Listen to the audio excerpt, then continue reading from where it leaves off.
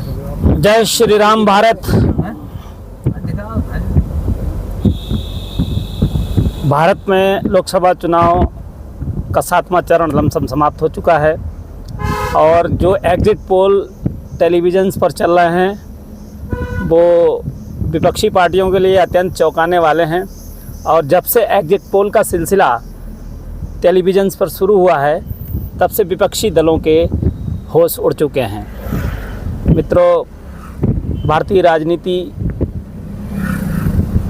सिर्फ चर्चाओं पर नहीं चलती। ये देश अपने आप में विभिन्नता को छिपाए रखा हुआ है और ये पोल जो आए हैं ये वास्तव में अत्यंत चौंकाने वाले साबित हो सकते हैं, क्योंकि जिस तरीके की स्थिति चुनाव में बनी हुई थी, चारों तरफ चर्चाओं का दौर जो जारी था, उससे लग रहा था कहीं न कहीं इंडी गठबंधन इस बार ज़बरदस्त उछाल मारेगा। लेकिन जनता ने देश की नब्ज क्या टटोली, कैसे बूथ स्तर तक जाकर के और किस तरीके से वोटिंग मशीन पर जाकर के उसका विचार बदला, और विचार बदलने के साथ साथ आपको ये पूरे चुनाव में देखने को मिला होगा कि वोटिंग परसेंट भी कम रहा। लेकिन जो भी रहा, इन रुझानों को देखते हुए लग रहा है कि टोटल भारतीय जनता पार्टी और उसके सहयोगी दलों के पक्ष में ही रहा। तमाम नेताओं के अपने अपने विचार थे। लोगों से बातचीत की चुनाव के दौरान तो लोग अपने अपने विचार रख रहे थे कि रूलिंग पार्टी के लिए वोट परसेंटेज का गिरना घातक साबित होता है। इससे पहले भी रूलिंग पार्टी की सरकारें गिर चुकी हैं जब वोट परसेंट गिरा। ये भारत में पहली बार हो रहा है और बड़ा प्रत्याशित हो रहा है कि वोट परसेंटेज गिरने के बाद भी रूलिंग पार्टी के प्रति जनता का जो लगाव देखने को मिला है, ऐसा लगता है कि ये सत्ताधारी दल कहीं 400 से पार ना चला जाए। आने वाले समय में परिस्थितियां तय होंगी, बहुत दिन दूर नहीं, जब मतगणना जारी होगी और नतीजे साफ हो जाएंगे और ये सरकार कितने ताकत के साथ बनेगी।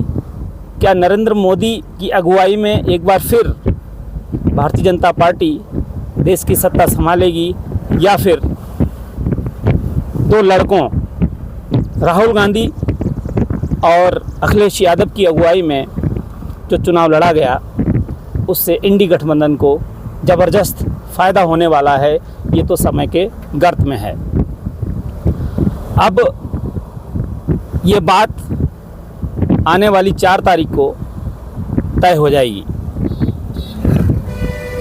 हमारे साथ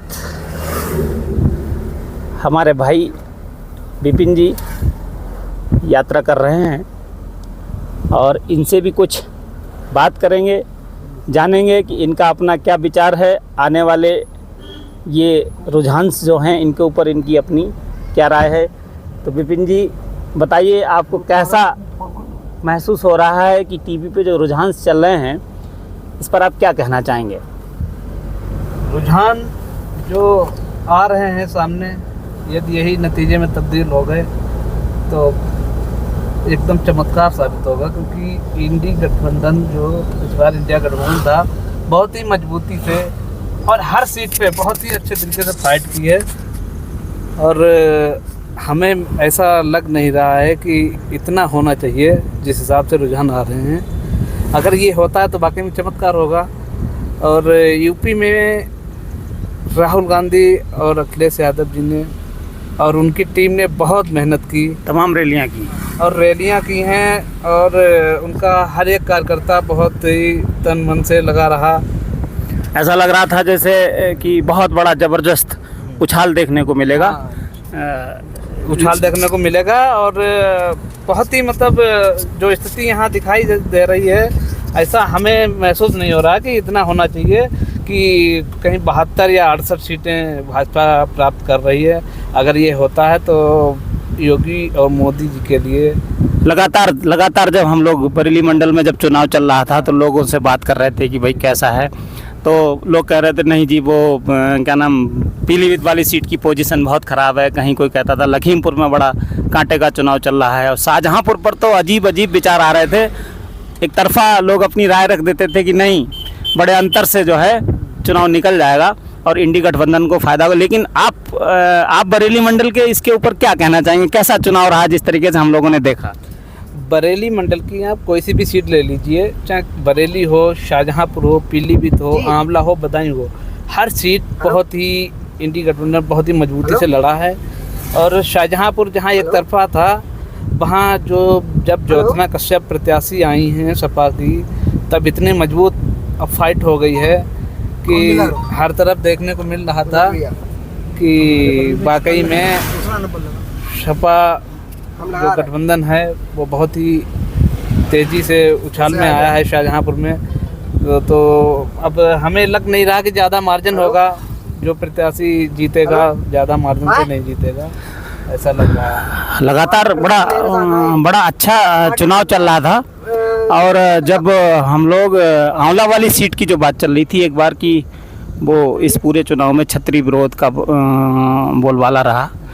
लेकिन आंवला की सीट पर जो फेरबदल हुआ वो कितना आश्चर्यजनक था। आंवला की सीट पे कई बार बात की गई वहाँ के लोगों से, तो वहाँ के एक क्षत्रिय नेता जो हैं उनके कहने पर हाँ क्षत्रियों में विरोध था, ध्रुवीकरण नहीं हो पाया। हाँ ध्रुवीकरण हो नहीं पाया। वो कोई लास्ट के 2 दिन में वहाँ स्थिति थोड़ी सही हो गई है, समाज मान गया। हाँ समाज मान गया कि जिस हिसाब से जाना चाहिए था, क्षत्रिय समाज का विरोध तो हर जगह रहा, हर स्टेट में लगभग रहा है, लेकिन बाद में स्थिति ठीक हो गई है। हाँ, इस पूरे इलेक्शन में जो एक सबूखा मुझे लग रहा है क्योंकि जो विपक्षी दलों ने ये फैलाया था कि नहीं छतरी का पूरे भारत में विरोध है, तो उसे छतरी समाज ने माना नहीं, अपने नेताओं को भी मुझे ऐसा लगता है कि नकार दिया। सो गाइज फाइनली ये जो चुनाव है इसके नतीजे 4 तारीख को आ ही जाएंगे, और हर व्यक्ति के अपने अपने विचार होते हैं, और रुझान नतीजों में तब्दील हो जाएंगे। और लेकिन एक बात माननी पड़ेगी, इंडी गठबंधन ने भी ज़बरदस्त उछाल मारा है, पिछली बार से उनका वोट परसेंटेज भी बढ़ा है और उनकी सीटें भी बढ़ने की संभावना है। और अगर कहीं ये एग्जैक्ट पोल रियलिटी में तब्दील हो गए तो वास्तव में आश्चर्यजनक बात कि जनता, ये बात आपको माननी पड़ेगी, आप सभी को माननी पड़ेगी कि ईवीएम मशीन तक जाते जाते वोटर का दिमाग बदलता है, और भी वो किसी की भी सत्ता को उखाड़ फेंकने की क्षमता रखता है और किसी को राजा बनाने की भी क्षमता रखता है।